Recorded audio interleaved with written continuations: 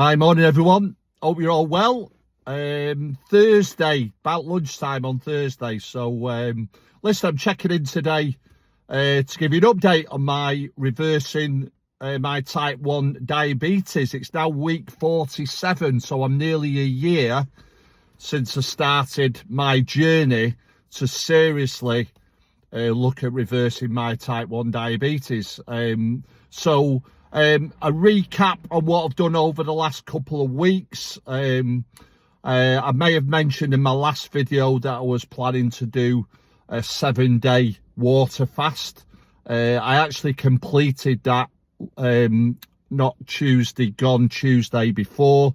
So I did 168 days with 168 hours without eating, just water and herbal tea. So that was tough.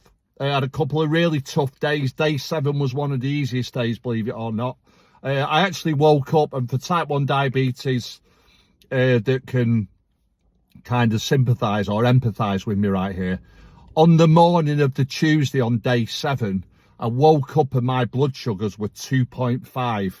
So for anybody who knows about safe levels of blood sugars and things like that, you know, ideally we should sit between 4 and 7 on the scale, and I was 2.5. Now I felt okay, which is great, but my challenge was that was I going to last the day, you know, getting till 8 o'clock that evening where I was due to eat and then break my fast. So what I basically did, and this is obviously something I've realised that happens before, that if you do a little bit of exercise, those glycogen stores that are sat there in times of need and emergency and things like that, they come to the fore for you.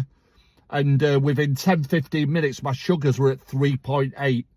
And I was just doing things like squats, press-ups, a few sit-ups. I got the barbell out and did some curls and some shoulder exercises, that type of thing. And within that time frame, my sugars had just completely reacted in a positive way. And for the rest of that day, I sat between 5 and 5.5, which was amazing. So it was a great experience. Lost a few pounds, which I think I'll probably put back on, which is what naturally you would do anyway.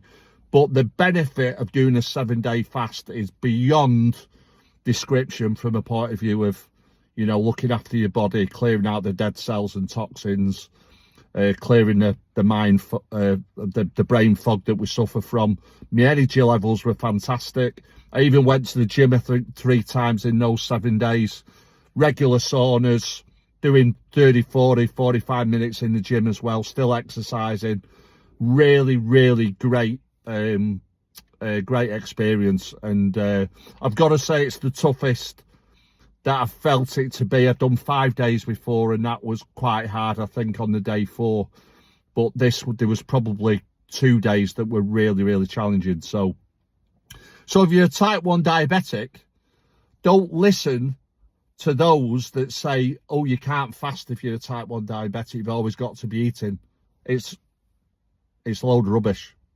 So listen to your body. Get your body prepared for doing some intermittent fasting to start with, and then watch the results happen. It's absolutely fantastic. I also wanted to mention that I listened to a 30-minute like a podcast, if you like, from a gentleman called Bowie Matheson. He runs a channel called Diabetics for Diabetics, and he talks about the addition of a tea called Indian Rooty, which has harmine in it, and a supplement called GLP-1, and the combination of those two working in the pancreas, giving you the opportunity to turn some of those alpha cells in the pancreas into insulin-producing beta cells.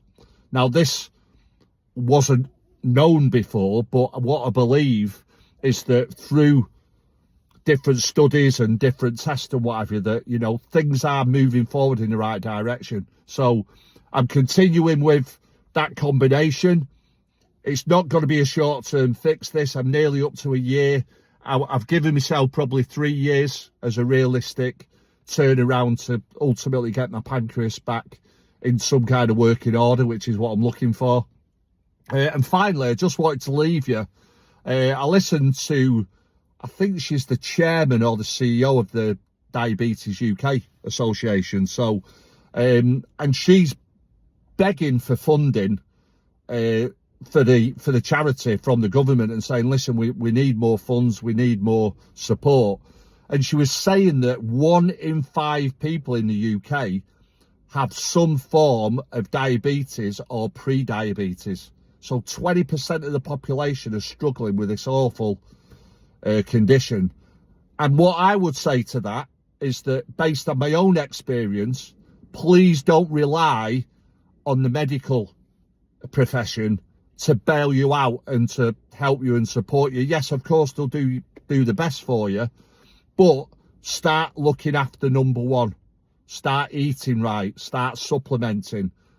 Make sure you're hydrating, making sure you're getting plenty of sleep, making sure you're getting some exercise from time to time. If you do all these things, then your condition at whatever level it is going to start improving. So I'm going to leave you with that thought. Thank you so much for listening. Keep up the great work if you're a diabetic trying to turn things around.